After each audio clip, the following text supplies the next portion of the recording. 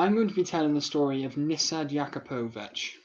Nisad was born on the 30th of April 1965 in Prijedor, a town and region in the northwest of Bosnia, which was then part of Yugoslavia. A year later, Nisad's parents decided to move him and his 10 brothers and sisters to a village called Kevlani, a few kilometers from the town of Prijedor. His father worked on the railway, along with 3 of his brothers, while his mother stayed at home. Nisad and his siblings were pupils at the secondary school in Omarska. Growing up, Nisad remembers Kevlani as a diverse community of Bosnian Muslims known as Bosniaks and Serbs. Nisad and his family were Bosnian Muslims, and he remembers everyone lived alongside each other with little conflict or tension. Nisad studied geology for 4 years, but after being unsuccessful in finding a job, as was the case with many young people at the time, he moved to Croatia to work as a labourer.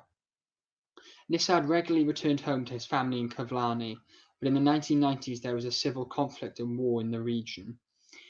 Yugoslavia began to be broken up into separate countries. Bosnia declared its independence in 1992, which was resisted by the Bosnian Serb population, who were declaring for Republika Srpska, an independent Serbian state in Bosnia. This led to conflict between Bosnian Serbs and the rest of the population, particularly Bosniaks, who were targeted and persecuted by Bosnian Serb troops. During one of his trips home on the 30th of April 1992, Nisad's 27th birthday, the Prijedor region was taken over by the Serbian paramilitary forces. Most people in Prijedor, including those in Nisad's village of Kevlani, had children and were poorly armed. They had no choice but to surrender. The Bosnian Serb forces arrested Nisad and imprisoned him at a local school sports pitch. It was here that Nisad recalls being ignored by a man whom he knew well, his deskmate at school for 4 years, who followed the crowd and refused to show any connection to him when he needed it the most.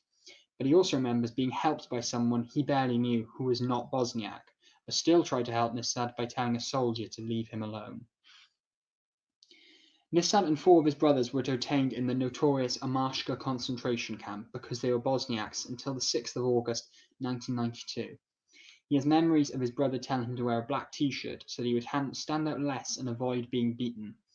Conditions in Omarska were horrific, and detainees were treated inhumanely, with people being beaten and killed every day and night.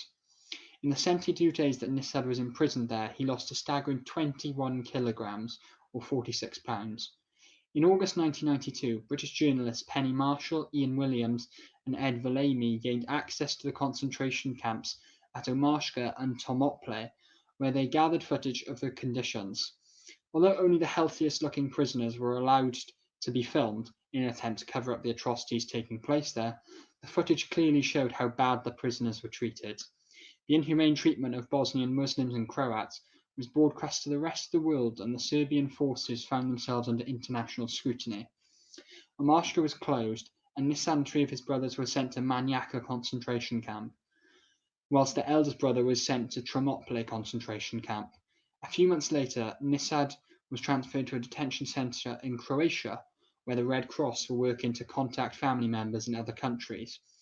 In February 1993, the United Nations High Commissioner for Refugees allowed Nisad to move to the UK, where one of his brothers, Sabit, was living. Nisad was faced with the challenge of living in an unknown country with few contacts and being unable to speak any English. Nisad and Sabit were joined by 2 more of his brothers, one of his sisters, and their parents, while his youngest brother moved to Canada. Nisad got married in 1995 to the daughter of another survivor of a concentration camp, and he has 2 children. After studying at Kingston University in London, he now works as a civil engineer. He also had some of his poetry published in his homeland of Bosnia. Nisad wants to share this story to make sure that people never forget what happened in Bosnia in the early 1990s.